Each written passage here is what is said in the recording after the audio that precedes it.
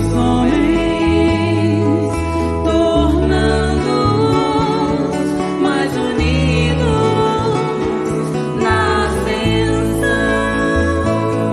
para o belo e para o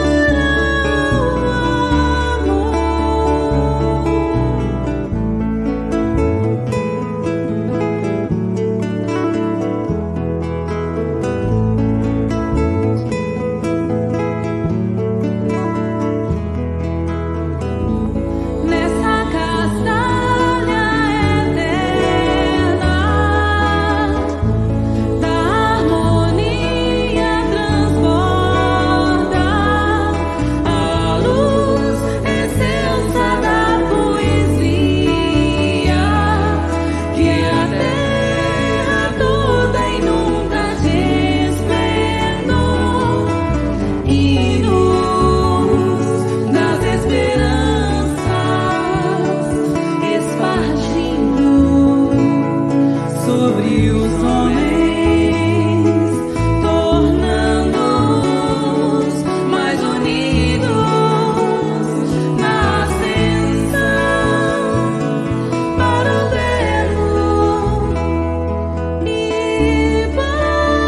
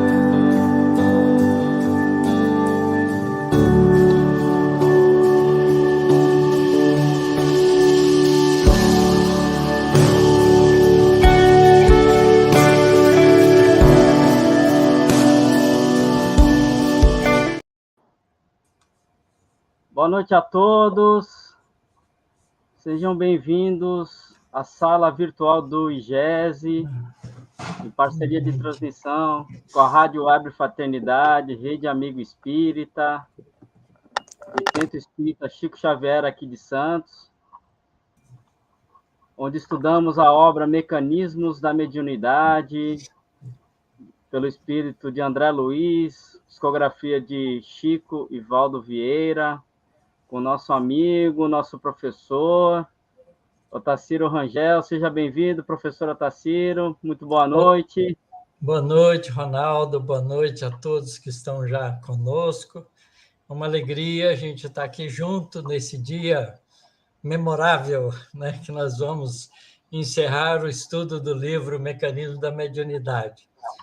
Estamos muito alegres por poder ter conseguido, né, desempenhar esse trabalho que me gratifica muito e de poder estar compartilhando esses conhecimentos que André Luiz traz com todos que estão aqui junto conosco. Um grande abraço a todos, inicialmente, que todos nós possamos estar muito alegres hoje. O pessoal já está saudoso no chat, né, professor? É verdade. Ah, mas foi muito bom, né? Como a Marilda bem lembrou lá, a gente tinha comentado também na última live, desde setembro de 22, estamos juntos, estudando essa obra. Isso. Né? Mais de 100 alunos aí, aprendendo juntos. E é muito bom estar aqui novamente, para a gente poder encerrar esse ciclo, né, professor, desta obra. É uma obra que ela é difícil, mas com o senhor ficou um pouco mais fácil, porque o senhor tem muita paciência para nos explicar, né? Muito conhecimento. Então, gratidão. Para mim também foi muito importante, porque à medida que a gente vai fazendo esse trabalho, a gente também vai aprimorando o conhecimento, né? Porque a gente não está sozinho nessa tarefa. A gente tem espíritos bondosos que nos auxiliam. e eles vão organizando na nossa cabeça ideias novas, maneira de dizer as coisas, de modo que isso é um trabalho de cá e de lá, né? Entre nós e o mundo espiritual também, com certeza. Então tá bom, professor. Para a gente iniciar, então, você poderia fazer a nossa prece, por gentileza? Faço sim. Então vamos colocar o nosso pensamento na direção do nosso Pai Celestial, do nosso querido Mestre Jesus, que será hoje o exemplo citado por André Luiz de mediunidade completa, no sentido mais amplo que nós podemos entender. Jesus foi o médium de Deus na linguagem de alguns espíritos que ajudaram Allan Kardec a desenvolver a tarefa da doutrina espírita. E é também a mesma linguagem apresentada por André Luiz. Jesus é um médium de Deus junto conosco. Através dele que nós conseguimos ter mais intimidade com nosso Pai Celestial.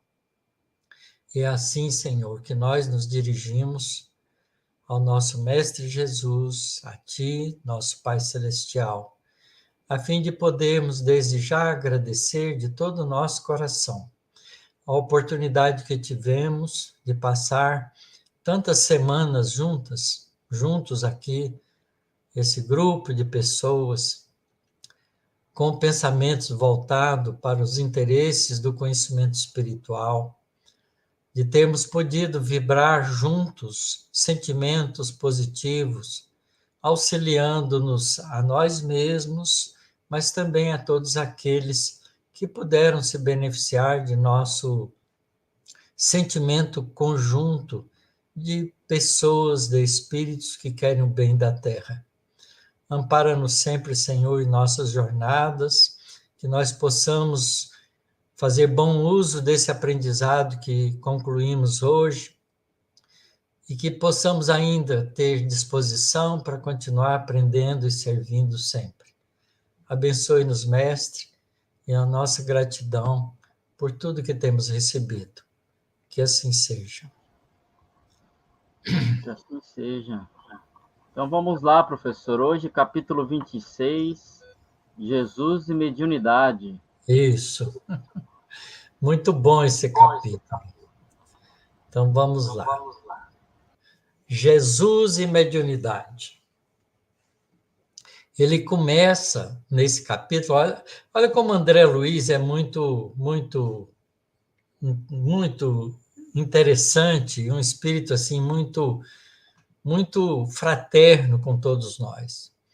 Ele foi lá buscar, num esforço que ele fez, de estudar um bocado de coisa da física, da ciência, de circuitos elétricos, né, de processos elétricos, processos magnéticos, correntes elétricas, correntes magnéticas, na verdade, sistemas complexos do eletromagnetismo, da luz, dos átomos, para poder chegar no final, com comparações que pudessem ajudar a gente a entender, chegar no último capítulo, que é falar sobre o trabalho de Jesus conosco. Então, é muito interessante isso, um espírito que tem lucidez de poder usar os conhecimentos humanos para caminhar na direção, né, da comunhão com Deus, que é isso que nós devemos fazer. Quer dizer, o conhecimento terreno tem que nos ajudar a melhorarmos a nós mesmos em busca da nossa perfeição espiritual. E ele dá esse exemplo de forma muito bonita nesse livro, na condução dos diferentes capítulos que ele apresenta nesse livro. Então, hoje nós vamos fazer isso, vamos estudar o último capítulo, que é exatamente Jesus e a mediunidade. Então, nesse capítulo, a gente vai poder, né, apreciar de maneira bem própria da descrição de André Luiz e da visão que ele tem, né, do nosso querido mestre. Então, ele começa dizendo o seguinte: divina mediunidade, em nos reportando a qualquer estudo da mediunidade, não podemos olvidar, não podemos esquecer que em Jesus a mediunidade assume todas as características de exaltação divina. E ele pede, né, quando ele escreveu esse livro, que aqui fizesse uma citação que ele indicou para os médiuns, né, para o Chico Xavier e Valdo Vieira, que buscassem, né, a opinião de Kardec em A Gênese. Então, essa observação de número 19, que ele põe aí no final dessa frase, nós vamos ler agora, é muito importante. E a gente lê o seguinte: em A Gênese, na páginas 293 e 294, da 12ª edição, publicação da Federação Espírita Brasileira, anota Allan Kardec com referência aos fenômenos da mediunidade em Jesus. E aí questiona, ele começa questionando, como Kardec sempre fazia. Agiria como médium nas curas que operava? Poder-se-á considerá-lo poderoso médium curador? Não, porquanto o médium é um intermediário, um instrumento de que se servem os espíritos desencarnados, e o Cristo não precisava de assistência, pois que era ele quem assistia aos outros. Veja que colocação bonita que Allan Kardec faz. Quer dizer, ele não considera Jesus um médium dos espíritos, porque Jesus é um espírito angelical, já tem todos os recursos, né, necessários para agir por si mesmo. Portanto, ele não precisava, não é, de espíritos outros que pudessem, não é, intermediar os fenômenos. Ele mesmo os provocava. Portanto, Jesus não pode, desse ponto de vista, ser considerado um médium. Tá certo? Porque ele agia por si mesmo, em virtude do seu poder pessoal, como podem fazer em certos casos encarnados na medida de suas forças. Só que Jesus tinha todas as forças, então ele não precisava realmente. Que espírito secundário, outros espíritos, que espírito, ao demais, ousaria insuflar-lhe seus próprios pensamentos e encarregá-lo de os transmitir? Quer dizer, Jesus estava acima de todos os espíritos habitantes da Terra, todos os espíritos que trabalham na Terra. Ele é o governador espiritual do nosso planeta, é um espírito angelical. Então, que espírito se sentiria capaz, né, teria a ousadia de insuflar em Jesus os seus próprios pensamentos, esperando que Jesus o transmitisse? Então, isso tem que acontecer no sentido contrário. É Jesus quem faz isso. Então, nesse caso, todas as ações de Jesus são produzidas por ele mesmo. Se algum influxo estranho recebia Jesus, esse só de Deus lhe poderia vir.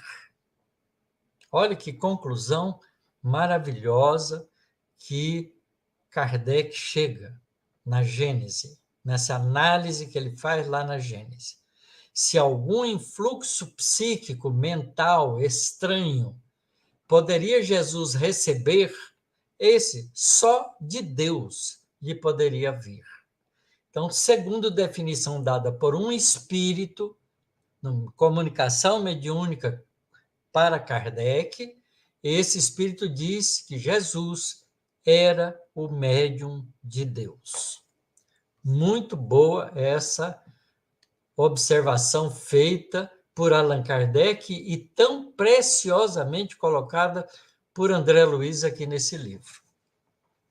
Desde a chegada do excelso benfeitor Jesus ao planeta, observa-se-lhe o pensamento sublime penetrando o pensamento da humanidade.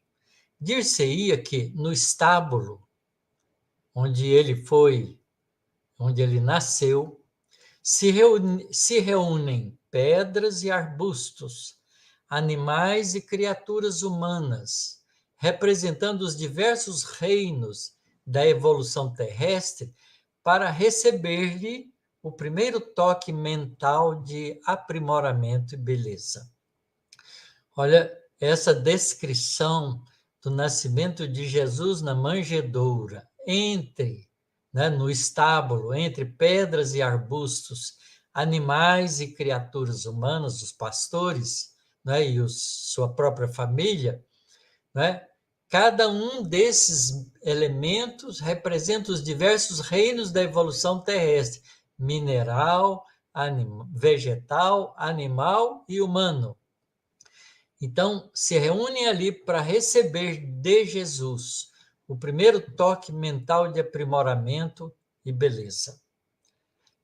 Casam-se os hinos singelos dos pastores aos cânticos de amor nas vozes dos mensageiros espirituais, saudando aquele que vinha libertar as nações, não na forma social, que sempre lhes será vestimenta às necessidades de ordem coletiva, mas no ádito, no íntimo das almas, em função da vida eterna.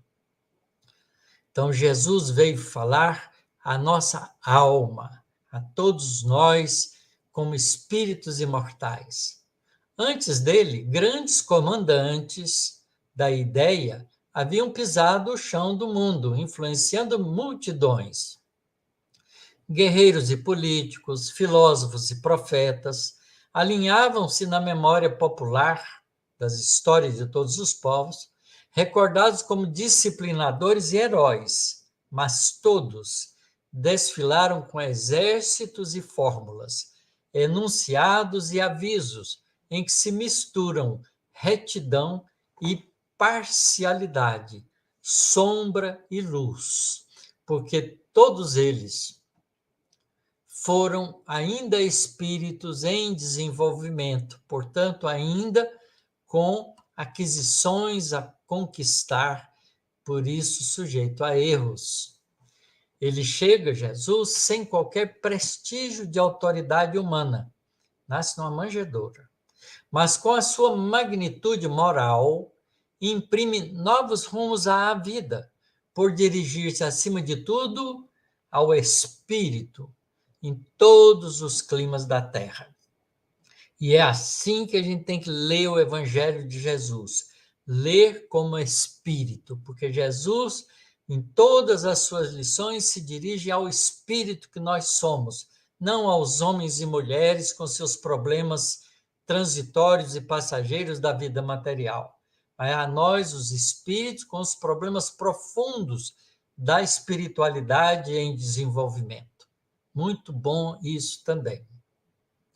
Transmitindo as ondas mentais das esferas superiores de que procede, transita entre as criaturas, despertando-lhes as energias para a vida maior, como que a tanger-lhes as fibras recônditas, de maneira a harmonizá-las com a sinfonia universal do bem eterno.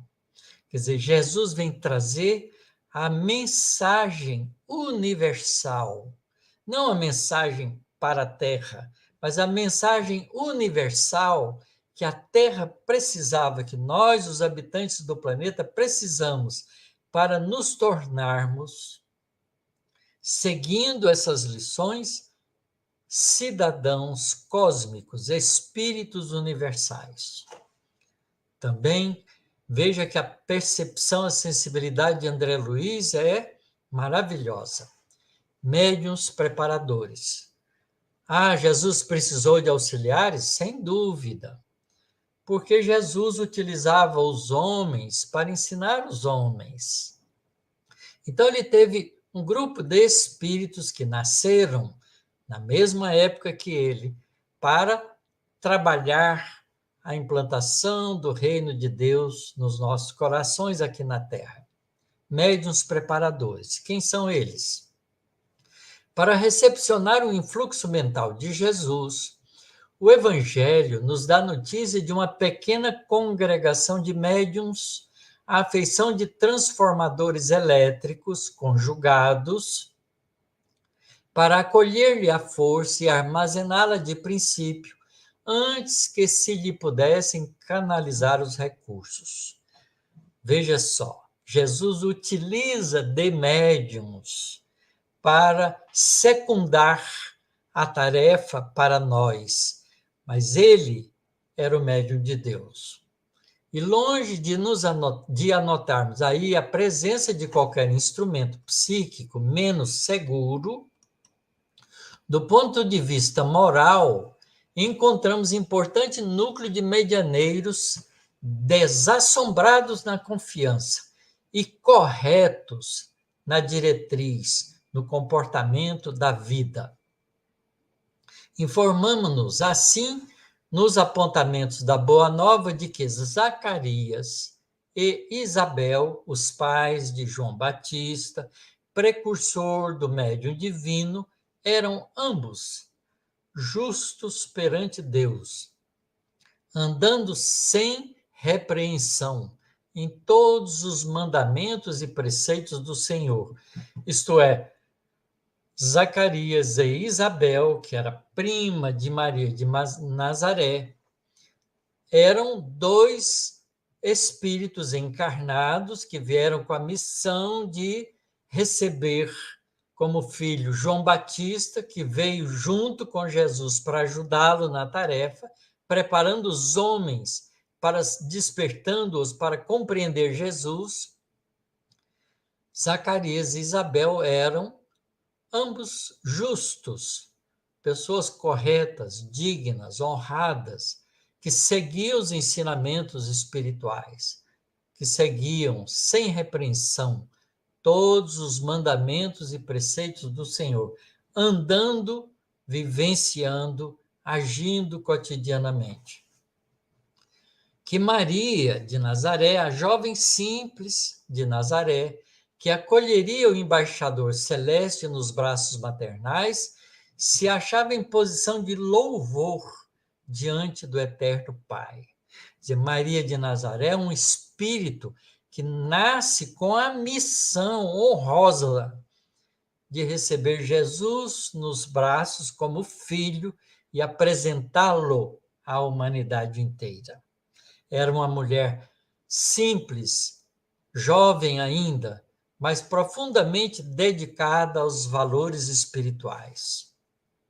Que José da Galileia, o varão que tomaria Jesus sob paternal tutela, era justo, homem justo, seguidor de todos os ensinamentos espirituais da época, homem correto, digno, honesto, honrado.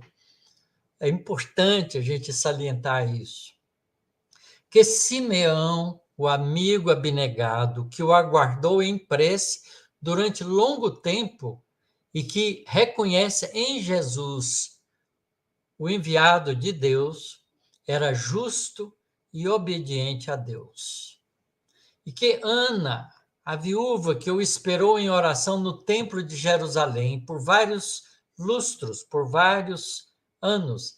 Um lustro são 5 anos, vários lustros. Ela se dedicava, esperava, já tinha consciência de que Jesus viria. Quer dizer, um espírito que nasceu também para anunciar e preparar as pessoas à sua volta com a vinda de Jesus. Vivia ela mesma servindo a Deus. São todos médiuns que anunciam Jesus e que o apresentam à humanidade e que são pessoas absolutamente corretas no seu proceder. Nesse grupo de médiuns admiráveis, não apenas pelas percepções avançadas que os situavam em contato com os emissários celestes, mas também pela conduta irrepreensível de que forneciam testemunho cotidiano, todos os dias, todos os momentos da vida. Surpreendemos o circuito de forças a que se ajustou a onda mental do Cristo, para daí expandir-se na renovação do mundo. É belíssima essa página de André Luiz. Aí ele vai descrever os feitos de Jesus como médium de Deus, utilizando de todos os recursos e conhecimento que Jesus tinha para manipular todas as leis da natureza, as físicas e as espirituais, para poder beneficiar a humanidade com a sua vivência e os seus ensinamentos que ficarão conosco para sempre. Efeitos físicos. Cedo começa para o mestre divino erguido à posição de médium de Deus o apostolado excelso, em que lhe caberia carrear as noções da vida imperecível para a existência na Terra. Aos 12 anos, ele se assenta entre os doutores de Israel em Jerusalém, ouvindo-os e interrogando-os, a provocar admiração pelos conceitos que expendia e a entremostrar a sua condição de intermediário entre culturas diferentes. Que culturas? As culturas do mundo espiritual, que Jesus também conhecia, e as culturas dos homens que se diziam seguidores de Deus. A gente não pode esquecer que Jesus nasceu na região da Palestina, onde os hebreus, os judeus, saduceus, galileus, samaritanos e todas as tribos de Israel viviam trazendo a ideia de um único Deus, que tinha uma cultura de um Deus único.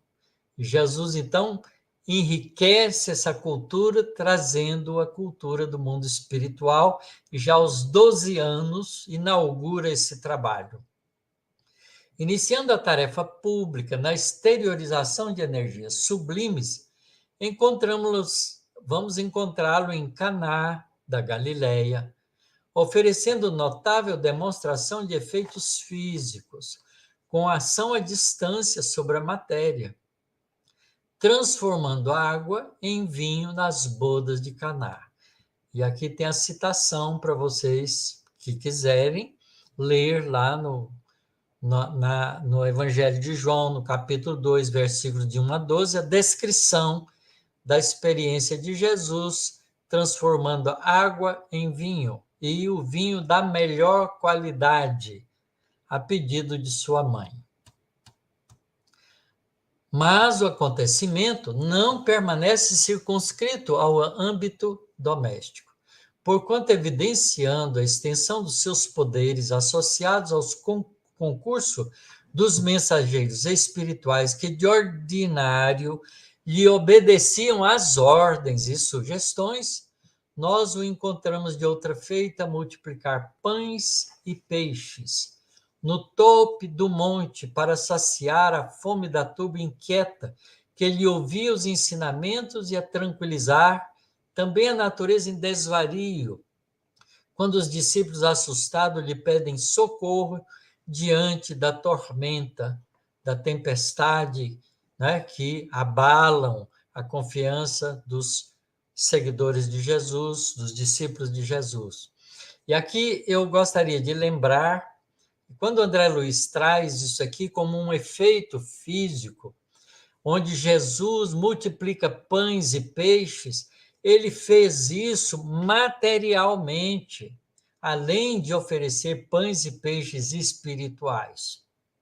Há interpretadores do Evangelho que diz que Jesus, na verdade, não fez pães e peixes, ele saciou a fome daquelas pessoas com os valores espirituais. É verdade, mas também saciou a fome real, física, que eles tinham, porque Jesus respeitava as leis da natureza e respeitava as necessidades das criaturas.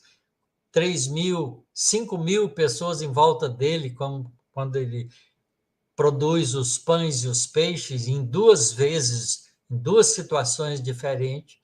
Ele realmente faz um efeito físico e transforma recursos do mundo espiritual com ação sobre as leis da natureza e produz, multiplica pães e peixes para saciar a fome física real daquelas criaturas. Do mesmo modo que ele manda a tempestade acalmar-se, o vento parar de soprar, e a tempestade passa, porque ele tinha poderes de controle sobre todos os espíritos que controlam as forças da natureza que o obedeciam. Ainda no campo da fenomenologia física ou metapsíquica objetiva, identificamos-lo em plena levitação caminhando sobre as águas.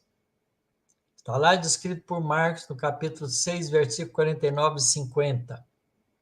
E também em prodigiosa ocorrência de materialização ou ectoplasmia, quando se põe a conversar diante dos aprendizes com 2 varões desencarnados que positivamente apareceram glorificados a lhe falarem de acontecimentos próximos. Isso está narrado por Lucas no capítulo 9, versículo 28 e 32, que é o fenômeno da transfiguração. Os 2 varões desencarnados que aparecem ali é Moisés e Elias, que materializam para que os 3 discípulos, Pedro, João e Tiago, pudessem apreciar a visão deles. E em Jerusalém, no templo, quando ele ele sente o perigo dos homens que o queriam prendê-lo, em Jerusalém, no templo, ele desaparece de chofre, desmaterializando-se ante a expectação geral. Desaparece do meio das pessoas. É incrível isso, não é? Isso está narrado no Evangelho de João, capítulo 7, versículo 30. E na mesma cidade, em Jerusalém, perante a multidão, produz-se a voz direta em que bênçãos divinas lhe assinalam a rota. Também descrito por João no capítulo 12, versículo 28 a 30. Em cada acontecimento, sentimos-lo a governar a matéria, dissociando-lhes os agentes e reintegrando-os à vontade, com a colaboração dos servidores espirituais que lhe assessoram o ministério de luz. É o professor mestre com os alunos, produzindo fenômenos em que o mestre dá a ordem e os alunos provocam os fenômenos.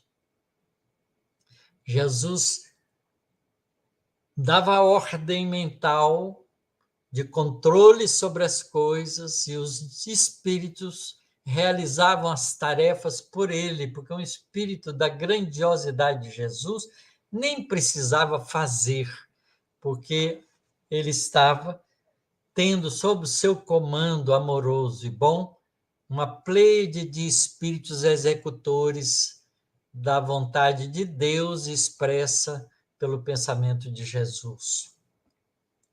Vamos ver agora uma classe de efeitos intelectuais, também descrito por André Luiz nesse livro.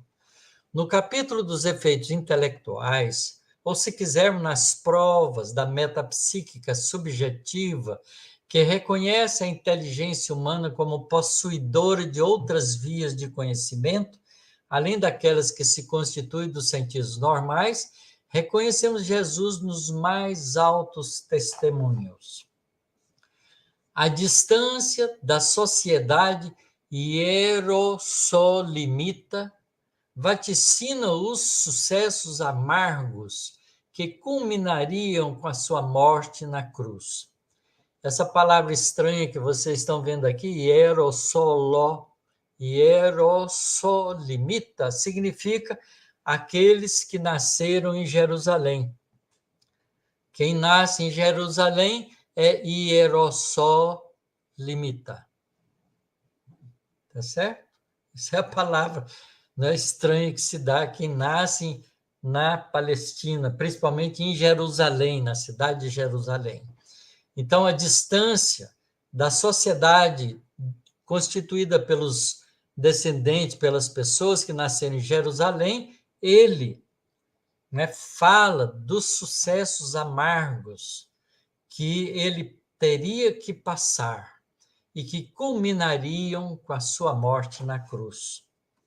Então, ele percebe, tem a percepção do ato dos seres humanos na violência de sacrificá-lo. Utilizando a clarividência que lhe era peculiar, antevê o apóstolo Simão Pedro cercado de personalidades, espíritos inferiores da esfera extrafísica.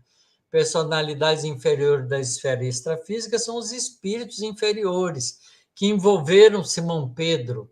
E ele então avisa-o quanto ao perigo que isso representa para a fraqueza do apóstolo. E o apóstolo acaba negando Jesus 3 vezes. Nas últimas instruções ao pé dos amigos, confirmando a profunda lucidez que lhe caracteriza as apreciações percussientes, demonstra conhecer a perturbação consciencial de Judas. Ele sabe o que Judas está tramando, as dificuldades psicoemocionais que Judas estava passando na tentativa de forçar Jesus a fazer uma coisa que ele achava que era bom. Ele percebe a perturbação de consciência de Judas e o avisa. E o alerta para que ele pudesse recuar, mas não foi capaz. Então, a despeito das dúvidas que a ponderação suscita entre todos os ouvintes, nas preces de Getsemane, aliando clarividência e clareaudiência, conversa com um mensageiro espiritual que o reconforta, ali no Horto das Oliveiras, enquanto ele está ali orando, pedindo a Deus que desse força a ele. No Evangelho é descrito que ele começa a suar sangue.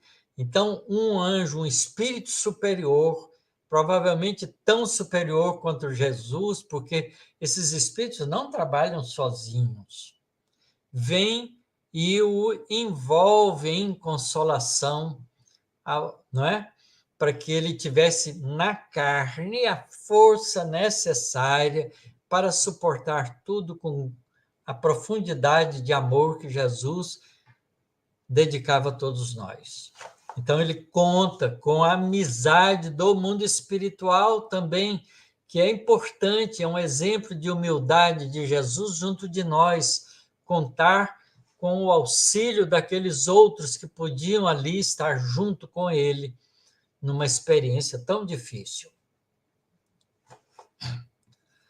Vamos agora alinhavar, como faz André Luiz aqui, a mediunidade curativa de Jesus. No que se refere aos poderes curativos, temo-los em Jesus nas mais altas afirmações de grandeza. Cercam-no doentes de variada expressão. Paralíticos, estendem-lhe membros mirrados, obtendo socorro. Cegos, recuperam a visão. Ulcerados, mostram-se limpos. Aqueles que tinham doença da hanseníase, da lepra na época, que era tão, não é, desprezado pela sociedade. Então, ele cura, limpa essas pessoas. Alienados mentais, perseguidos espiritualmente, notadamente os obsidiados diversos, na presença dele, recobram o equilíbrio. É importante considerar, porém, que o grande benfeitor a todos convida para a valorização das próprias energias. Isto é, Jesus não só curava as pessoas, mas ele fazia mais do que isso. reajustando as células enfermas da mulher hemorroíça, aquela mulher que tinha um sangramento por 12 anos, 13 anos, não me lembro exatamente, não importa, reajustando então as células enfermas dessa mulher hemorroíça. Ele diz convincente: filha, tem bom ânimo, a tua fé te curou. Quer dizer, valoriza nela o esforço dela em buscar os valores da alma. Logo após, tocando os olhos de 2 cegos que lhe recorrem à caridade, exclama: seja feito, segundo a vossa fé, que vocês sejam atendidos naquilo que vocês têm plena confiança. Valorizando a confiança que as pessoas devem ter nos valores do mundo espiritual. Não salienta a confiança por simples ingrediente de natureza mística, mas sim por recurso, por força de reajustamento dos princípios mentais na direção da cura. Quer dizer, a gente tem que aprender isso para a gente se autocurar também, ter essa confiança que a gente vai superar os problemas, não é? Vai aproveitar das enfermidades, das dificuldades que a gente passa para a gente curar o nosso espírito de maneira plena. E encarcerando o imperativo do pensamento reto para a harmonia do binômio mente e corpo, por várias vezes o vemos impelir os sofredores aliviados a uma vida nobre, como no caso do paralítico de Betesda, que devidamente refeito, né, ficou curado, ao reencontrá-lo de novo lá no templo, dele ouviu a advertência inesquecível: eis que já está são, não peques mais para que te não suceda coisa pior. Ensinando-nos que muito dos nossos sofrimentos são consequências das nossas escolhas equivocadas, que nós, na época, chamávamos de cometer pecados. Não pequeis mais, não faça escolhas equivocadas para que não te suceda coisa pior. Evangelho e mediunidade. A prática da mediunidade não está somente na passagem do Mestre entre os homens, junto dos quais, a cada hora, revela-se um intercâmbio constante com o plano superior, seja em colóquios com os emissários de alta estirpe, seja em se dirigindo aos aflitos desencarnados no socorro aos obsessos do caminho, mas também na equipe dos companheiros, aos quais se apresenta em pessoa, depois da morte, ministrando instruções para o edifício do Evangelho nascente. Vem e demonstra para todos eles a sobrevivência da alma, do espírito, que é imortal. No dia do Pentecostes, que era uma festa judaica, festa hebraica, do povo hebreu, do povo judeu, o Pentecostes era a festa que se fazia na reunião 50 dias, 49 dias depois, eram 7 semanas, depois da primeira colheita de trigo. Pentecostes significa isso. 49 dias depois da primeira colheita de trigo, os judeus se reuniam, por isso no 50º dia, por isso Pentecostes significa a festa dos 50, dos 50 dias. Pente vem de penta, do grego, que significa 50, tá certo? 5, 50. Então, eles reuniam e faziam pães com os melhores trigos colhidos, com a melhor farinha de trigo colhida, e oferecia aos superiores, aos templos, como uma oferta de gratidão pela comida que recebiam com o plantio. Então, no dia do Pentecostes, quando eles se reúnem, vários fenômenos mediúnicos, esse Pentecostes aqui é o primeiro Pentecostes depois da crucificação de Jesus. Os discípulos se reúnem, várias pessoas se reúnem. e vários fenômenos mediúnicos marcam a tarefa dos apóstolos, mesclando-se efeitos físicos e intelectuais na praça pública, a constituir-se a mediunidade, desde então, como viga mestre de todas as construções do cristianismo nos séculos subsequentes. Quando a gente lê a história do cristianismo, as histórias mais fiéis do cristianismo nos primeiros séculos, a gente vai ver que a mediunidade era estuante entre os seguidores de Jesus. Ela só foi proibida depois de Constantino, no século IV. Em Jesus e em seus primitivos continuadores, porém, encontramos-la pura a mediunidade e espontânea como deve ser, distante de particularismos inferiores, tanto quanto isenta o simonismo.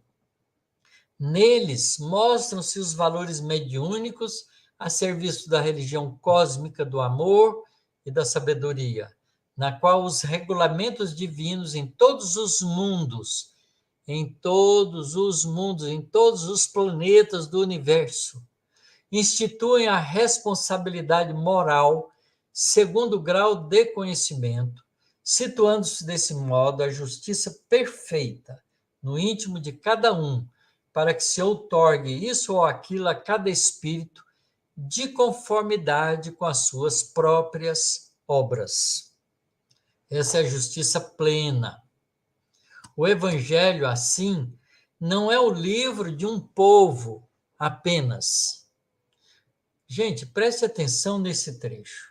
O Evangelho, assim, não é o livro de um povo apenas, mas o código de princípios morais do universo, adaptável a todas as pátrias, a todas as comunidades, a todas as raças, a todas as criaturas, porque representa, acima de tudo, a carta de conduta para a ascensão da consciência à imortalidade, na revelação da qual nosso Senhor Jesus Cristo empregou a mediunidade sublime como agente de luz eterna, exaltando a vida e aniquilando a morte, abolindo o mal e glorificando o bem, a fim de que as leis humanas se purifiquem e se engrandeçam, se santifiquem e se elevem para a integração com as leis de Deus.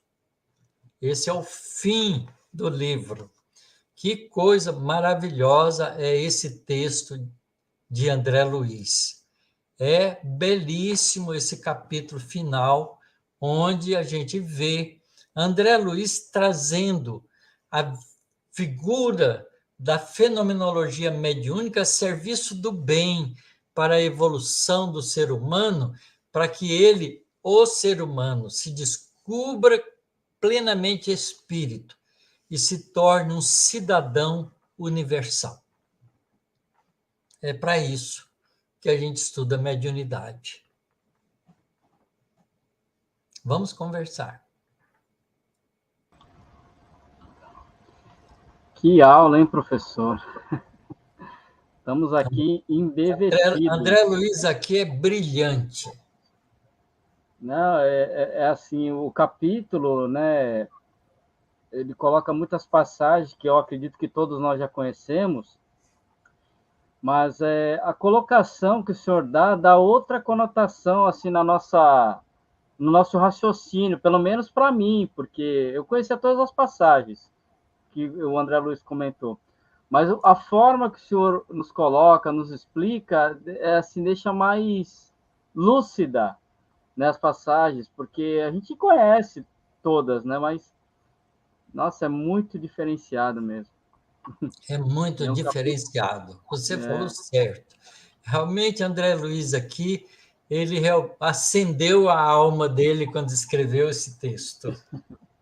Estava muito inspirado, né? Estava, com certeza.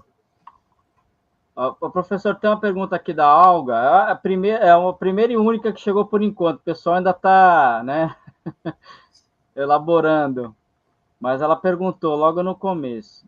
Taciro, já com saudade, pode me esclarecer a frase que está escrita no Evangelho segundo o Espiritismo, capítulo 26, item 10? A mediunidade é coisa santa, que deve ser praticada santamente, religiosamente. Essa afirmativa que está lá no Evangelho segundo o Espiritismo, colocada por Kardec, é muito importante mesmo, Olga. A mediunidade é o recurso que a gente tem de se descobrir, de se ver, de se entender como um espírito imortal, filho de Deus, a caminho da plenitude espiritual, da evolução com Jesus.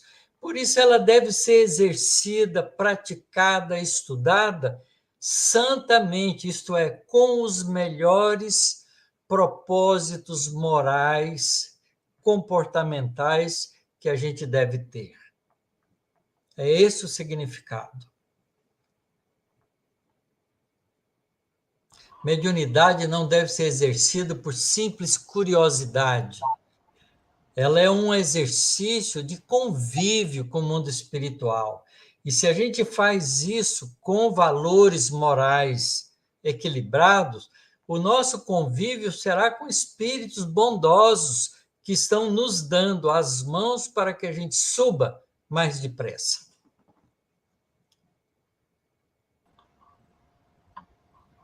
Professor, olha os comentários aqui, para o senhor entender como é que está. Professor Otacílio, este último capítulo fecha o estudo com chave de ouro e o senhor foi brilhante, como sempre. Não tenho perguntas, somente gratidão, é a Noris. O Noris, mas quem foi brilhante foi o André Luiz. Eu só estou vibrando junto com ele. E a Ana Cida falou, belíssimo esse capítulo, toda a trajetória de Jesus. É, sim. Eu estou procurando perguntas aqui, ó, o Robson Bim, maravilhoso. E a Ana Cida falou, exato, o professor fala com calma. Com alma. Com alma. A Mari falou, André Luiz está iluminado. Mas olha, eu sou alma, eu sou espírito, tenho que falar como espírito, eu já estou convencido disso. A Osmarida colocou, Tacílio clareia para nós, gratidão. Obrigado. E a Simone colocou, o quê? Não tem nem o que perguntar. Ai, que bom. Tem um convite aqui do Marcons, professora Tacílio Rangel, venha para o 18º Simpósio Espírito de Pernambuco, nos dias 28, 29 e 30 de julho. Olha, que seria uma boa coisa mesmo, veja só. Mas eu acho que eu vou estar em Santos, né? Opa! Não é a data que eu vou para aí? Acho que é, né? Acho que é. Tem uma pergunta aqui do Francarlo Fogaça. Poderia explicar por que nas bodas de Caná a transformação da água em vinho? Um motivo muito sem sentido, sem propósito, alto significado, sabendo a envergadura espiritual do nosso Mestre Jesus? Obrigado. Não é sem sentido, não, Francarlo. É que nós hoje pensamos no vinho como se o vinho fosse uma bebida para se embriagar. E não era assim o hábito das pessoas. O vinho era considerado um alimento, fazia parte da alimentação. As pessoas comiam, aliás, em alguns países, isso é lugar comum. Na Itália, é comum você almoçar ou jantar com um copo de vinho. O vinho, não faz mal algum, desde que você não exceda a dosagem alcoólica que o organismo nosso resiste, sem fazer mal. Quando a gente toma um pouquinho de vinho junto com a alimentação, a meia taça de vinho, não há mal algum nisso, porque o vinho é digestivo, ele tem várias moléculas que são benéficas para a circulação sanguínea, para o funcionamento muscular, para o funcionamento do coração. Então, o vinho não é uma bebida, tá certo? Que é feita para se embriagar. Se você tomar muito, se você passar dos limites. Todos nós, nosso corpo físico, nós temos uma enzima chamada álcool deidrogenase. O que essa enzima faz? Quando a gente ingere qualquer alimento que tem álcool, em dosagens pequenas, porque tem alimentos que tem. Você come, por exemplo, uma fruta que começa a fermentar, ela tem álcool. Tá certo? Tem alguns alimentos que você fermenta para comer, tem álcool. Tá certo? Então, quando você come aquilo, aquelas enzimas do nosso corpo degradam o álcool em carboidratos e aproveita a energia dessas moléculas. Mas se você toma em excesso, bebe álcool em excesso, essas enzimas, a dosagem que a gente tem no corpo não é capaz de quebrar as moléculas de álcool. Então, ela entra na corrente sanguínea e altera as funções das membranas celulares, especialmente do sistema nervoso central, e por isso que nos deixa aquele estado alterado de consciência. Mas se você usa isso com parcimônia, não há nenhum problema, o álcool ajuda o processo digestivo. Isso está escrito pelo próprio André Luiz em outras de suas obras, se não me engano, Missionários da Luz. Então, Jesus, quando faz o vinho ali a pedido de Maria, é porque eles estavam ali comemorando e alimentando e comendo na festa de casamento, como era hábito de fazer. Mas não era para excesso. Então, não é esse o propósito. Então, é importante que a gente entenda que o mal, como diz o Emmanuel muito bem, o mal não está no uso das coisas, está no abuso delas.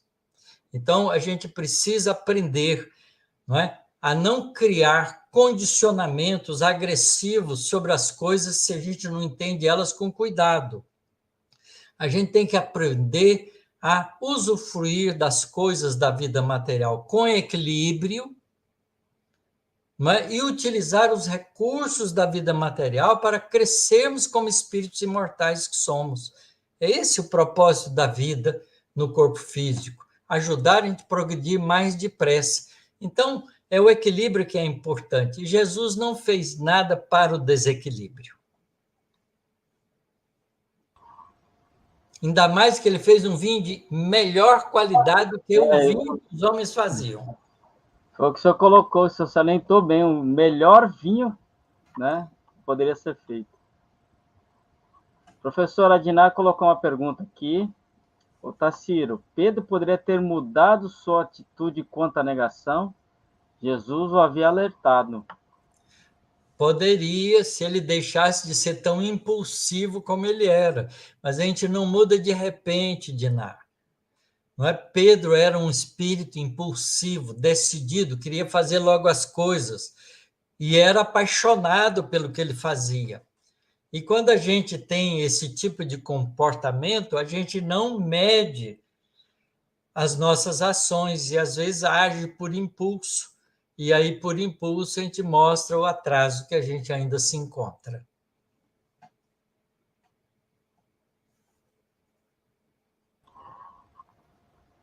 A próxima pergunta aqui é do Ricardo, professor. Como desenvolver a mediunidade com a fé raciocinada em Jesus? Estudando o Evangelho de Jesus, estudando a mediunidade com Kardec e praticando isso no dia a dia, corrigindo devagarinho, mas com persistência, os nossos equívocos. É o caminho evolutivo.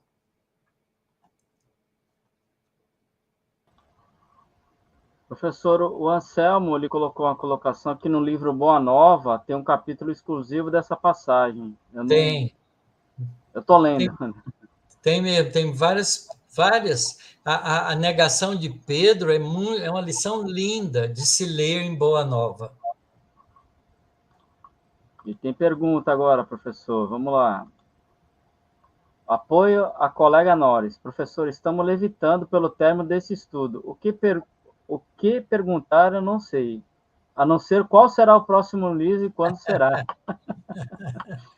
Eu escrevi aí no começo, né, para todos ficarem sabendo que nós estamos pretendendo, né, dar um espaço de tempo de descanso, junho e julho, e voltarmos na primeira sexta-feira de agosto com um novo livro. O livro que eu estou pensando em trazer para vocês é o livro Evolução em Dois Mundos. A razão por que eu estou pensando nesse livro é a mesma que eu utilizei com relação ao mecanismo da mediunidade, que são os dois livros mais difíceis de André Luiz. Por que eles são mais difíceis? Porque ele usa de conhecimentos específicos para falar do mundo espiritual. No mecanismo da mediunidade, ele usa de conhecimentos específicos da área de ciência física, do eletromagnetismo, de corrente elétrica, etc. e tal, não é? Usa também da hipnose. E no livro Evolução em Dois Mundos, ele usa muito, porque ele vai falar da evolução, então ele usa a evolução biológica. Ele fala dos processos biológicos da evolução da vida e insere nesses capítulos da evolução da vida orgânica, da vida biológica, a evolução do espírito imortal, do princípio inteligente, até a fase do caminho percorrido para atingir a plenitude espiritual. Então,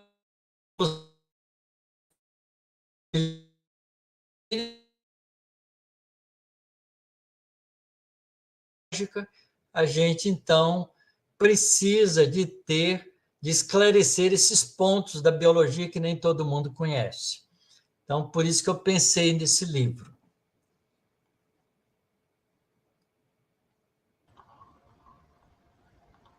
E, professor, aqui a Maricleide Costa Ferreira perguntou: eu sou de Santos, aonde o professor para eu ir? Onde o senhor vai estar quando o senhor vier aqui em julho? Nós vamos estar lá no Centro Espírita Chico Xavier, Em Santos. em Santos. E o Ricardo perguntou: boa noite, grato ao Taciro pelos estudos. Sugestão para o próximo estudo, mecanismo da mediunidade? Mas é o que a gente está estudando agora, Ricardo. Ele deve ter confundido com bolsominions. Evolução em Dois Mundos, nós pretendemos. Ainda não está decidido de todo. Aqui o Robson Bin, grande Robson. Professor, poderia deixar uma mensagem aos médiuns em que a mediunidade ainda é desafiadora ou que ainda causa perturbações ou constrangimentos? Estes podem achar difícil santificar a mediunidade. Olha, Robson, essa é uma boa coisa, né? A gente pode dizer o seguinte a todas as pessoas, os médiuns, né? Que as pessoas estão interessadas em mediunidade, que desenvolver a mediunidade com Jesus é o mesmo que desenvolver as próprias atitudes do cotidiano com os ensinamentos de Jesus. Porque quando a gente faz isso, a gente se torna médium dos espíritos bondosos. Quando a gente começa a trabalhar no bem, fazer o esforço de dominar nossas más inclinações, de corrigir os nossos erros, de aprender a pedir desculpas, a desculpar os outros, não abrigar no nosso coração mágoa, rancor, qualquer sentimento menos fraterno. Quando a gente faz isso, a gente emite do nosso ser mental que nós somos ondas de pensamentos sadios, moralizados, né, em busca da moralização. E aí os espíritos bondosos que estão fazendo esse esforço que a humanidade melhore, sintoniza com a gente e ajuda os outros através da gente. A gente vai virando médium naturalmente. Não há razão por que a gente não engajar nessa tarefa. Porque essa tarefa é a tarefa evolutiva. Fazer educação mediúnica é fazer a educação dos nossos sentimentos, do nosso desejo, da nossa vontade. Portanto, é educar-nos espiritualmente. Então, isso é um todo, é um contínuo, não há uma separação, porque o indivíduo que está desenvolvendo mediunidade, ele não é médium só no dia da reunião mediúnica no centro espírita. Ele é médium todo o tempo. Então, ele tem que procurar ter a conduta digna todo o tempo.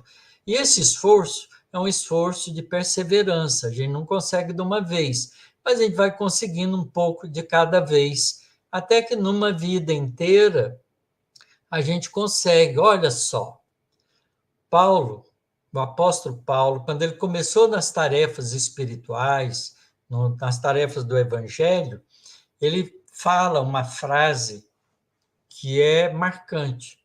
Ele diz assim: miserável homem que sou, o bem que eu quero, eu não faço, mas o mal que eu não quero, esse eu ainda faço. Então ele mostra ali a luta que ele estava tendo com ele mesmo para domar em si o orgulho, a vaidade, as más inclinações. Depois de 30 anos de trabalho, ele faz uma nova afirmativa. Ele diz assim: não sou eu quem vivo mais, é o próprio Cristo que vive em mim. Olha a transformação. Paulo foi capaz de fazer isso em pouco mais de 30 anos. Nós não precisamos conquistar na mesma velocidade que Paulo, porque a gente pode não ter a mesma força que ele, mas nós podemos conquistar isso em 2, 3, 4 encarnações. É só começar agora, não deixar para depois, e vai conquistando devagar. A gente não precisa terminar a nossa encarnação dizendo: não sou eu quem vivo mais, é o próprio Cristo que vive em mim. Mas a gente pode olhar para trás e dizer assim: nossa, sou uma pessoa muito diferente do que eu era. Melhorei muita coisa em mim. Tem muita coisa que eu fazia que eu agora já não faço mais.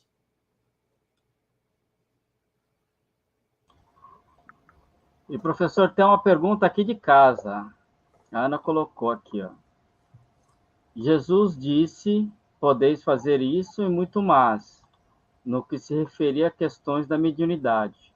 Um dia poderemos chegar a esse patamar, professor? Nós certamente chegaremos. Eu não tenho a menor dúvida disso. Sabe por quê? Porque Deus é a inteligência suprema. Inteligência suprema não comete erros.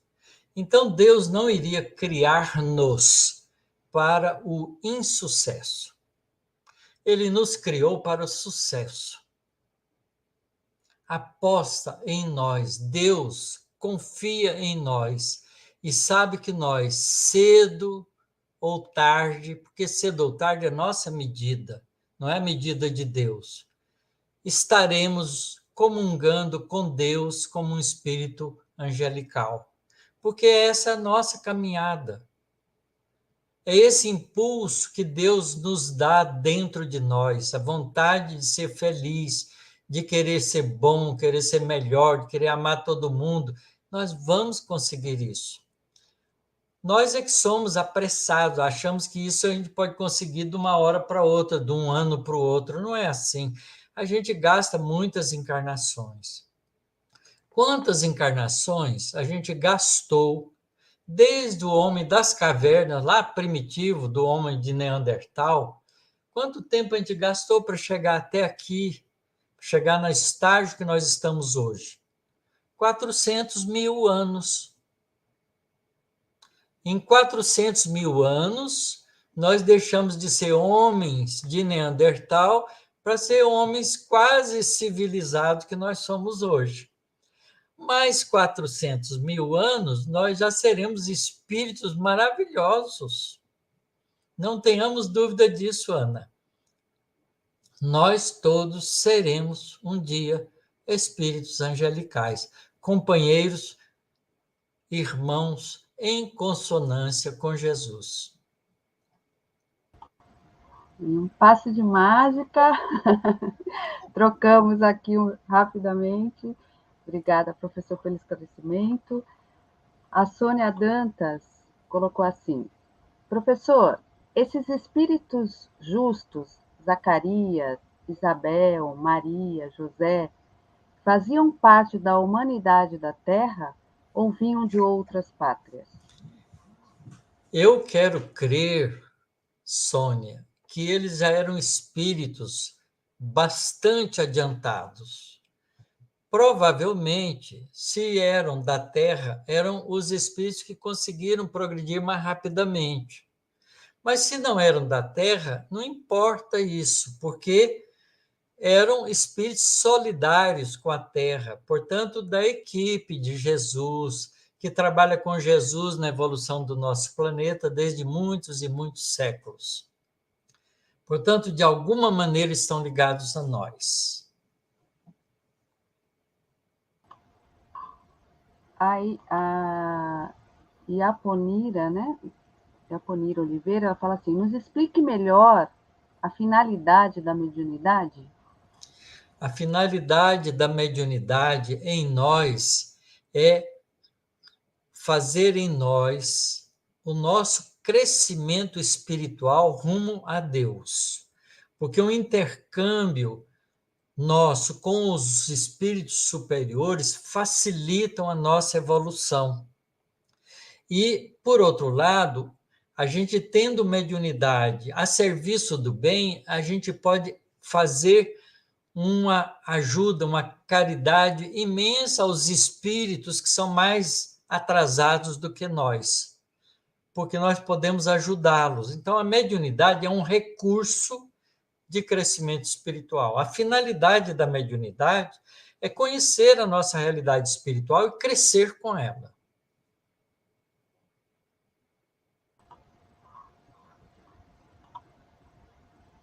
A Iaponira ainda, né? A mediunidade, ela falou assim: a mediunidade, no sentido de conexão, encontra-se presente em todo o universo? Sim, isso é correto, Laponira. A mediunidade é a capacidade de um espírito desencarnado comunicar-se com um espírito encarnado, trazendo informações que beneficiam muitos. Portanto, o encarnado se torna um intermediário, um medianeiro daquelas orientações para muitas pessoas. Então, a mediunidade é um recurso de troca de informações para crescimento espiritual, não é? E ela funciona em qualquer lugar do universo, porque mesmo no mundo espiritual, quando você tem um espírito muito mais adiantado e espíritos menos adiantados, a comunicação entre eles facilita quando você tem intermediários que podem, não é, perceber a ligação do espírito superior e transferi-la para os espíritos menos superiores. Então, a mediunidade também existe no mundo espiritual como um mecanismo de inter-relação e comunicação em benefício de muitos.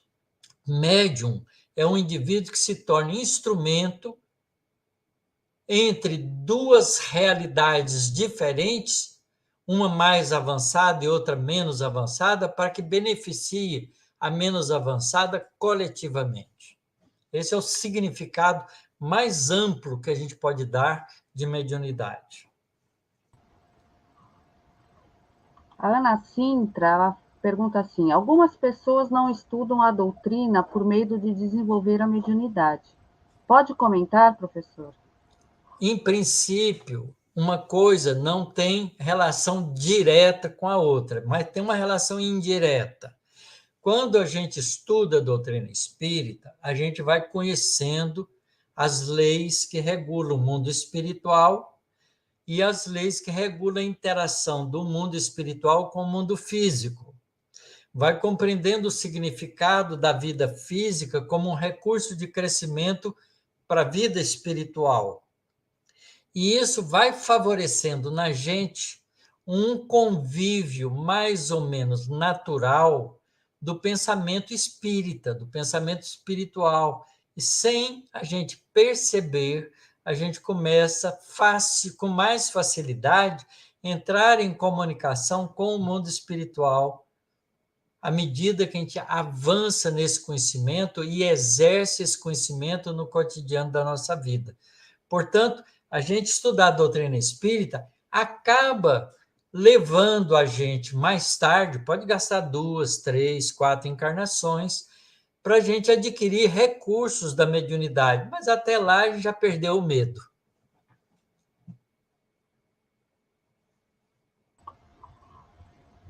A Maria Cleusa, ela faz o seguinte comentário: mediunidade reta, primeiro estudar, trazer os ensinamentos para a vivência, mudar nossas atitudes perante a vida. Isso. Mas a gente pode fazer isso, Maria Cleusa, concomitante.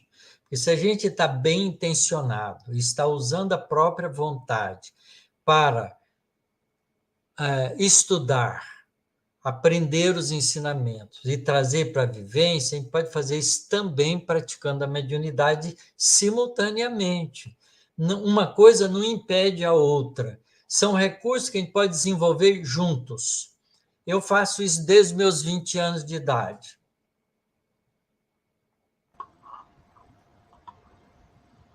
E a Ana Cintra coloca assim: essa comunhão é o mesmo que ser uno? Isso. Comunhão é estar junto, ser uno, representando as mesmas ideias e os mesmos sentimentos. Quando Jesus diz eu sou uno com Deus, significa que ele tem plena comunhão com Deus, sabe as leis divinas todas e as executa como a vontade do Pai Celestial. Quando ele se despede dos discípulos, ele fala para eles: eu quero que vocês sejam uno comigo para que nós sejamos uno com Deus. E fala para aqueles que mais tarde iam compreender as suas lições, que também estão incluídos nesse desejo de Jesus, que a gente seja uno com ele.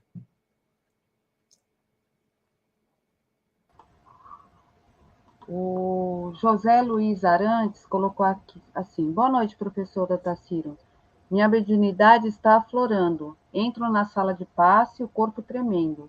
E sou passista na casa espírita. Gratidão eterna. Que bom, José Luiz. Continue firme, estude a doutrina, aplique os conhecimentos morais que você aprende do Evangelho na sua vida e cresça, seja o quanto antes você puder um espírito luminoso. É o meu desejo de todo o coração. E o Anselmo e a Senilda fizeram a mesma pergunta. Já dá para inscrever no novo estudo? E a Senilda: como fazer para participar da leitura do próximo livro?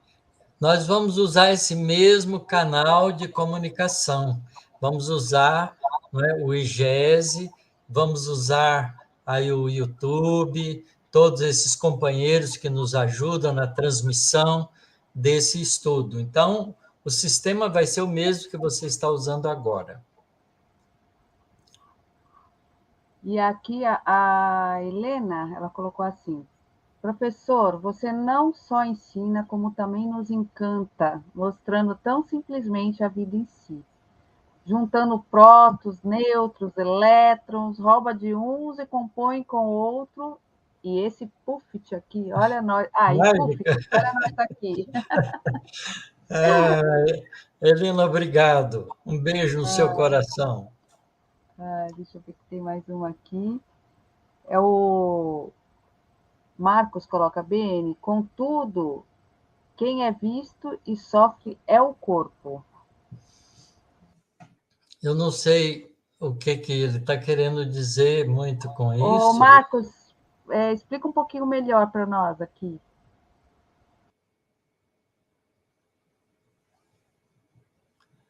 Isso, nos esclareça, Marcos, para a gente Enquanto entender direito. isso, a Selma colocou assim: gratidão a todos que fizeram pergunta durante os estudos, porque todos aprendemos com as respostas. Isso é correto, Selva. É muito bom mesmo. Fazer pergunta, eu sempre digo isso, não há pergunta, não é, inadequada. Às vezes a gente é que dá uma resposta inadequada. Então eu me esforço para dar a resposta adequada. perguntar é sempre bom, porque tira da gente a dúvida. Eu pergunto sempre, o que eu não sei, eu pergunto. Não tem menor vexame de mostrar que eu não sei. Não sei, não sei, pronto. Eu pergunto e tenho a chance de aprender. A Wanda, professor, colocou assim: professor, boa noite. Trabalhei como médium por 40 anos, parei há 3 anos por motivo de saúde. Agora faço evangelho todos os dias. Que posso fazer mais? Continue fazendo isso que você está fazendo. A gente vai tendo que se adaptar de verdade, Wanda, porque a gente vai ficando com problemas, com dificuldades, a velhice vai chegando. Eu já não tenho mais a energia que eu tinha, né, 10, 20 anos atrás. Então, eu também estou pisando no freio, andando mais devagar, fazendo as coisas com mais calma, com mais tranquilidade. Houve um tempo que a minha esposa ficou doente e eu não podia nem ir no centro. Eu fiquei mais ou menos uns 4 ou 5 anos sem poder frequentar uma casa espírita, porque eu não podia deixá-la só. E é necessário a gente cuidar daqueles que Deus nos confiou, não é? Como companheiros de vida. Então, a gente tem que fazer isso mesmo. Vai fazendo o que você é capaz, que você dá conta na sua casa, onde você tem o recurso para isso. Siga em frente. O Carlos Juscelino pergunta assim: como é a psicofonia consciente? Olha, essa é uma pergunta boa que você vai encontrar resposta no livro Nos Domínios da Mediunidade, de André Luiz. Tem um capítulo inteiro falando sobre mediunidade consciente lá. Tá certo? A mediunidade consciente é uma mediunidade em que o médium percebe aquilo que o espírito está falando, sentindo, querendo, simultaneamente com ele. Então, ele tem consciência do fenômeno que está se passando com ele, através dele. Ele irmana-se com o espírito e sente e pensa junto com o espírito. Portanto, ele sabe o que está acontecendo. Um médium que a gente chama de inconsciente, que não é uma palavra adequada, é o médium sonambúlico, porque ele sai do corpo físico, empresta os seus recursos mediúnicos do mundo espiritual, não é? Ele se irmana com o espírito no mundo espiritual, desligado do corpo físico, e sonambulicamente passa isso para o corpo. Então, ele é como se ele tivesse num estado de transe. Quando ele volta para o corpo, ele não traz a lembrança das coisas que aconteceram espiritualmente para o cérebro. Então, ele acorda e não lembra. Porque ele não lembra, a gente chama de inconsciente, mas não significa que ele, como espírito, é inconsciente. Só significa que ele não lembra, só isso. O Fran Carlo pergunta assim: nós somos as primeiras reencarnações conhecendo da doutrina espírita ou temos uma bagagem trazida da erraticidade? Essa é uma pergunta ótima, Francarlo. Na verdade, como a doutrina espírita, como doutrina, surgiu no ano de 1857 para cá, é claro que já deu tempo daqueles primeiros espíritas, na época de Kardec, que desencarnaram, reencarnar novamente, então estão sendo espíritas pela segunda vez, eles. Mas, obviamente, que a gente passa entre uma encarnação e outra um tempo no mundo espiritual. E no mundo espiritual a gente pode aprender muita coisa, porque a gente pode ter consciência mais clara no mundo espiritual, como é o caso do André Luiz. O André Luiz é um bom exemplo. Ele desencarnou sem saber nada da doutrina espírita, porque ele era católico. Era um médico que exercia a medicina profissionalmente, tinha algumas tarefas também como professor, porque ele chegou a dar aula em universidade de medicina, tá certo? E depois ele desencarna, mas ele era de formação católica. De vez em quando ia à religião, ele não era um frequentador católico. Passou para o mundo espiritual, sofreu consequências no umbral durante alguns anos, 8 anos mais ou menos, é recolhido em nosso lar, aí se recompõe, começa a aprender em nosso lar e se educa espiritualmente no mundo espiritual. Agora, ele vai reencarnar. Quando ele reencarnar, toda essa bagagem de conhecimento que ele adquiriu no mundo espiritual, nesse estado entre a encarnação passada e a nova que ele vai ter, ele ainda não reencarnou, ele então vai trazer facilidade de compreensão da doutrina espírita. Quando cair um livro da doutrina espírita na mão dele, ele vai ler, nossa, era assim que eu pensava, porque ele já sabia antes. Certo? Então, vai achar natural pensar com o pensamento espírita. Então, muitos de nós estamos sendo espírita pela primeira vez, mas já aprendemos muita coisa no mundo espiritual antes de reencarnar. E alguns podem até ser espírita pela segunda vez, não sei. A gente não tem estrela na testa para saber.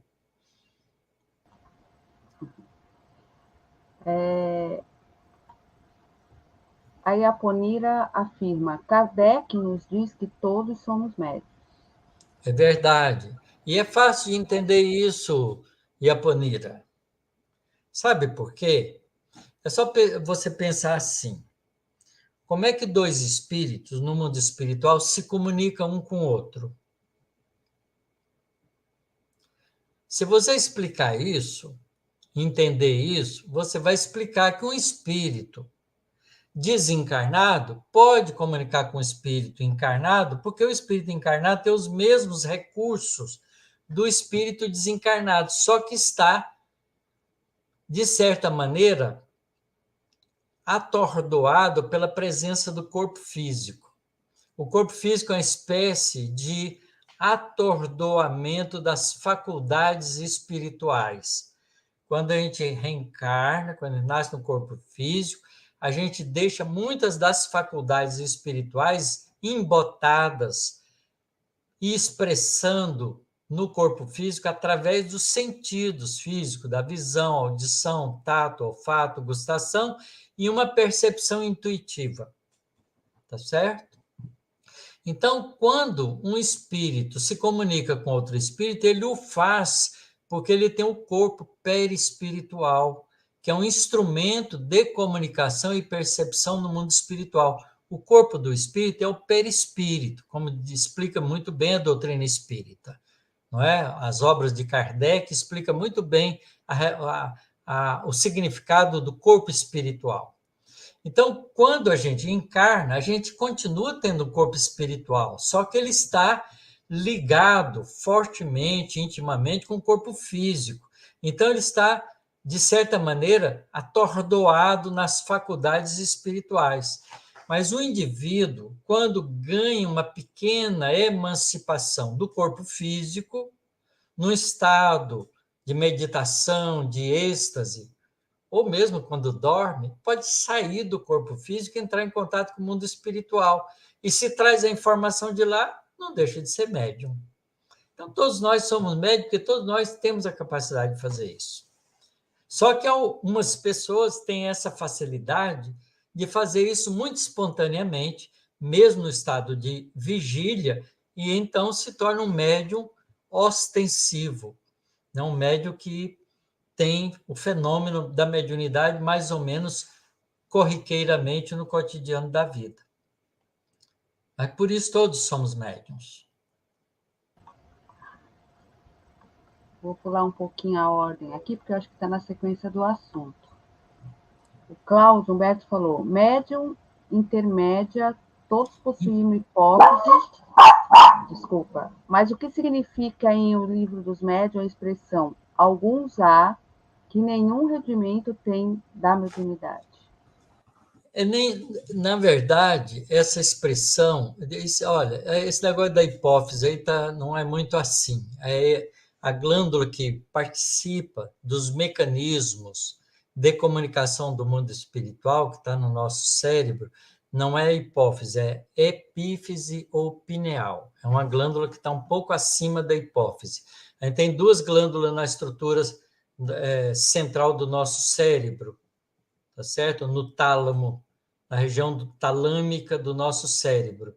É a epífise, que está mais ou menos aqui entre os dois olhos, aqui no alto da testa e aqui no meio, mais ou menos no centro do crânio, e a hipófise que está um pouco abaixo.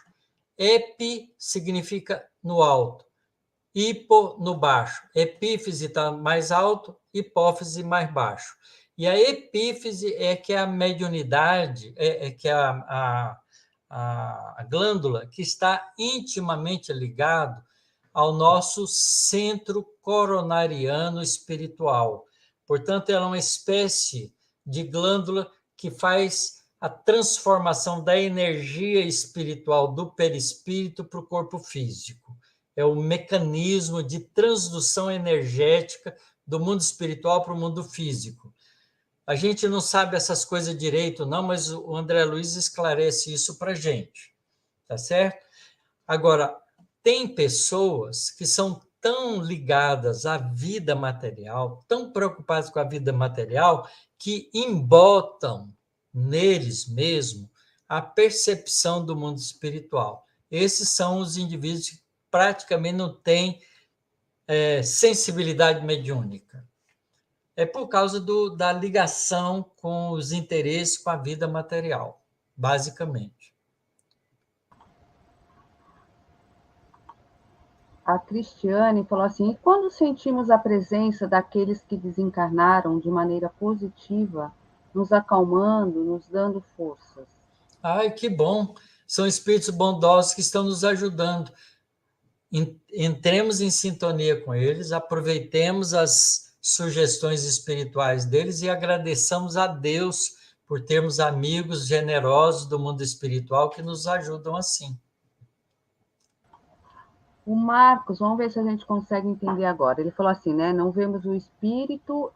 Vou colocar anterior. BN, contudo, quem é visto e sofre é o corpo. Aí ele complementou. Não vemos o espírito cumpridor das provas e expiações.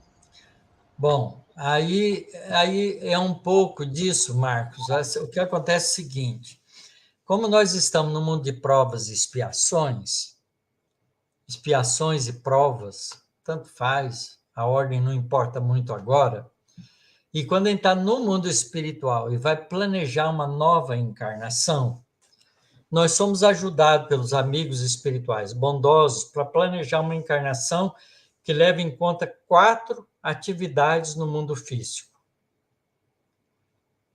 Espiar, quer dizer, sentir as consequências das nossas escolhas equivocadas de vidas anteriores. Isso a gente chama de expiação. Repassar aquelas coisas que a gente fez errado, sofrendo as consequências delas e corrigir, para tentar corrigir. Então, isso é expiação. Mas a gente já não é espírito que está na primeira encarnação, já teve milhares de encarnações, então já sabe muita coisa. E a gente aprende no mundo espiritual. Quando a gente vai reencarnar, a gente vai consolidar aquele aprendizado que a gente teve no mundo espiritual, passando por experiências, planejando experiências que testam em nós aquele aprendizado. São provas. É como fazer prova de uma matéria que você estudou e acha que aprendeu. Então, você vai passar na experiência de passar por uma prova para demonstrar para você mesmo que você, de fato, aprendeu aquilo. Tá certo? Ou, se ainda aprendeu mal, tem que repetir a lição. Então, expiação e prova são as 2 características do nosso mundo. Mas nós não viemos no mundo só para passar por expiação e prova. A gente já adquiriu muitas habilidades. A gente aprendeu muitas coisas. Então, ele vem também realizar tarefas. Então, por exemplo, se você tem a habilidade de ser um indivíduo que já desenvolveu muita a habilidade de construir coisas, artesanato, já foi artesão em muitas encarnações, fez arma, fez panela, fez rede, fez roupa, fez tecido, você aprendeu um monte de coisa em várias encarnações. Então, quando você nasce aqui, você tem facilidades para executar atividades físicas. Não é? Então, você vai ter tarefas a ser desenvolvidas. Esse é o lado profissional da vida, que você pode, se tiver uma visão espiritual, transformar em mecanismo de servir. Em vez de você ser um profissional que vai fazer aquilo que é a sua vocação, isto é, aquisição passada, que você tem como vocação, e vai exercer aquela profissão para ganhar dinheiro e sobreviver, você pode mudar o significado disso, dizer, eu vou exercer para ser útil aos meus semelhantes. Claro que eu vou ganhar dinheiro com isso, mas eu quero mais é ser útil mesmo. Minha empolgação não é pelo dinheiro, é pelo ato de servir. Então, isso é tarefa. Então, a gente planeja tarefa também. E a gente faz mais uma quarta coisa, que é a seguinte: nós temos que aprender novas coisas. Então, a vida na Terra nos permite a continuar estudantes aprendendo a vida, as coisas da vida. A viver no corpo físico é uma espécie de universidade de aprendizado. Então, a gente vem espiar, passar por provas, realizar tarefas e aprender, continuar evoluindo. São as 4 atividades. Se a gente cumprir isso bem, lucro para nós. Se a gente cumprir isso mal, tem que repetir tarefas. Professor, a Francisca falou assim: boa noite, professor. Eu fazia evangelho no lar todas as segundas-feiras. Parei. Como faço para voltar?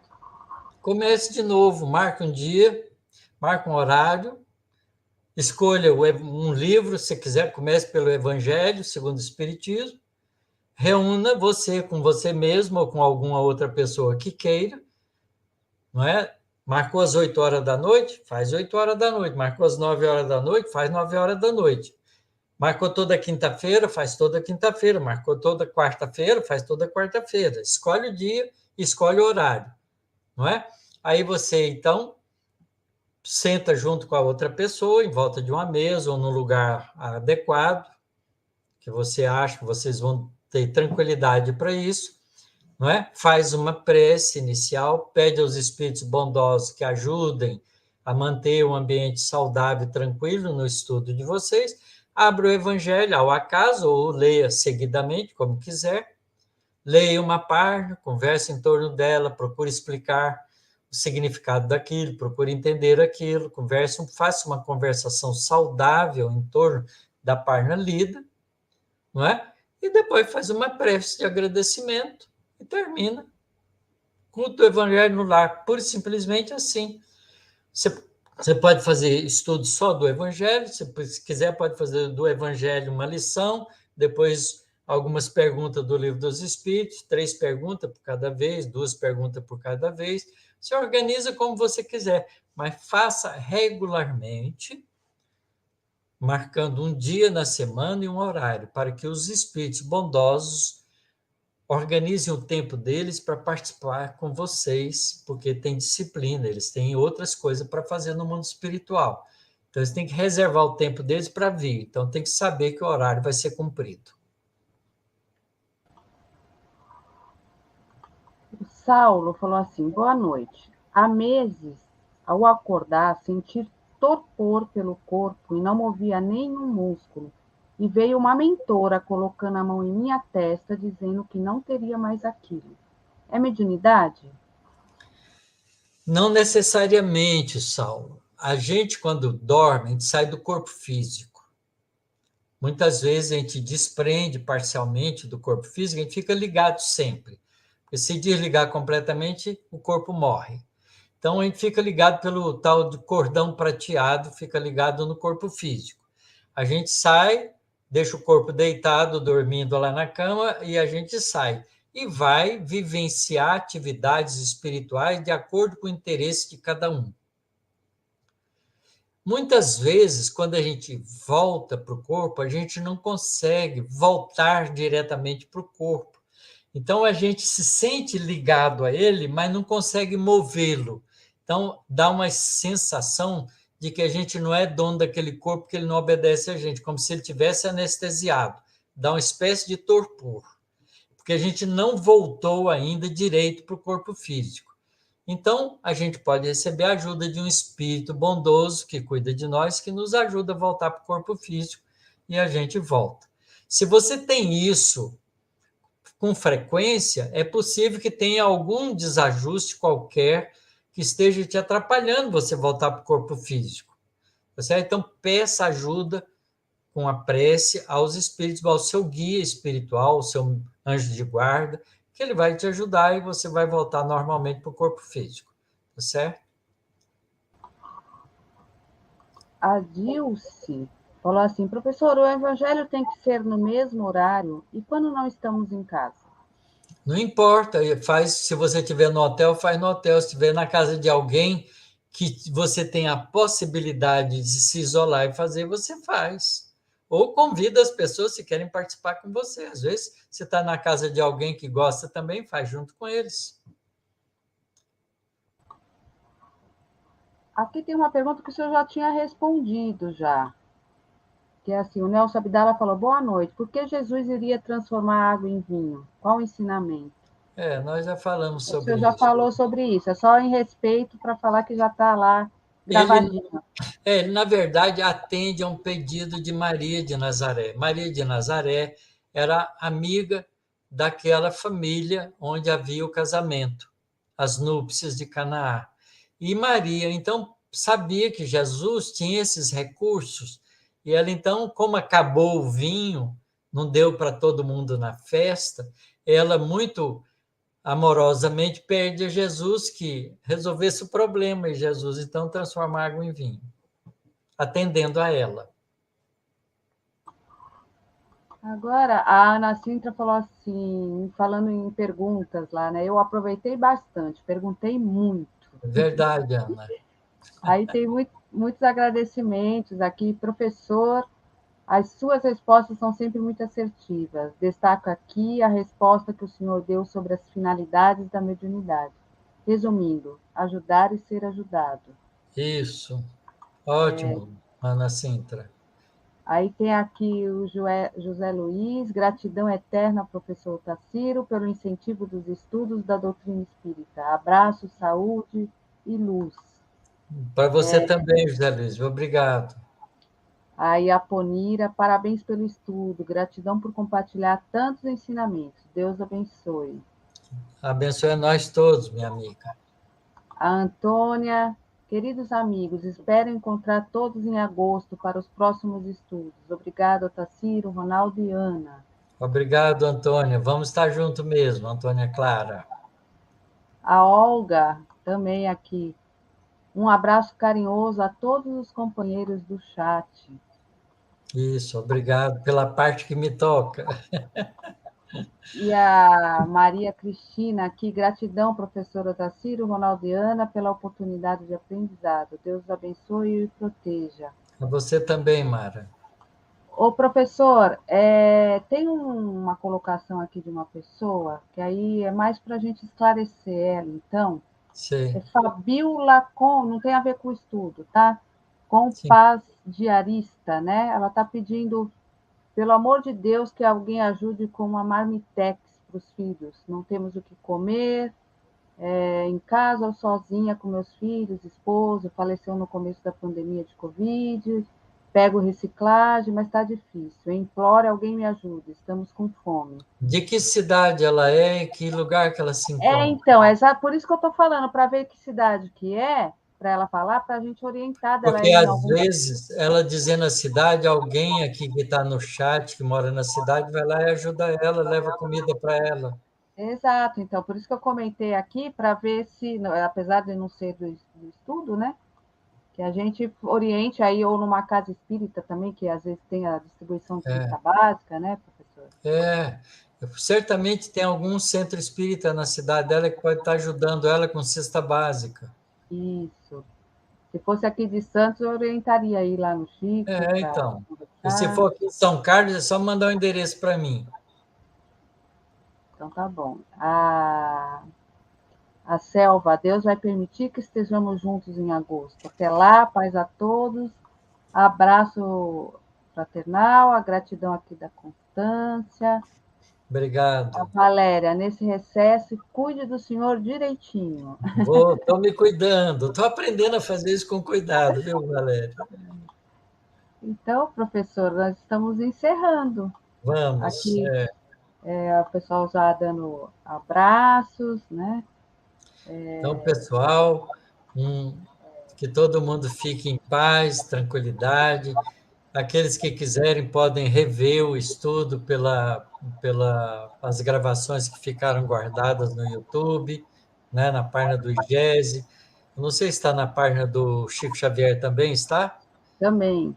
Então, está na página do Centro Espírita Chico Xavier aí de Santos. E vamos seguir em frente, se comportar bem todos nós, e vamos torcer para que em agosto estejamos juntos novamente. Um Aqui grande a Dina beijo, um falou. abraço fraternal a todos. Vou continuar vendo o Tassilo de quarta-feira. Que privilégio. Temos tudo em grupo aqui. Ah, privilégio mesmo, Dina. Então é isso. Chegamos a quase 136 pessoas simultaneamente, aqui só computadas, né? Porque, como o Ronaldo fala, sempre tem mais pessoas juntos, aí, às vezes mais de um, né? O espanhol falou. Essa aí é uma sugestão boa do espanhol aí, ó. Então. Quem Evolução em dois quiser já mundos. começa a ler o livro Evolução em Dois Mundos. Isso aí. Já vai anotando as dificuldades. A gratidão da Dilce, da Francisca. E é isso. O Ronaldo está se aproximando aqui para a gente também fazer o encerramento juntos. A Rosa aqui também. Tem uma Participei Rosa pelo grupo. Rangel aí. Vai ver é parente minha. Eu também sou Rangel. Então.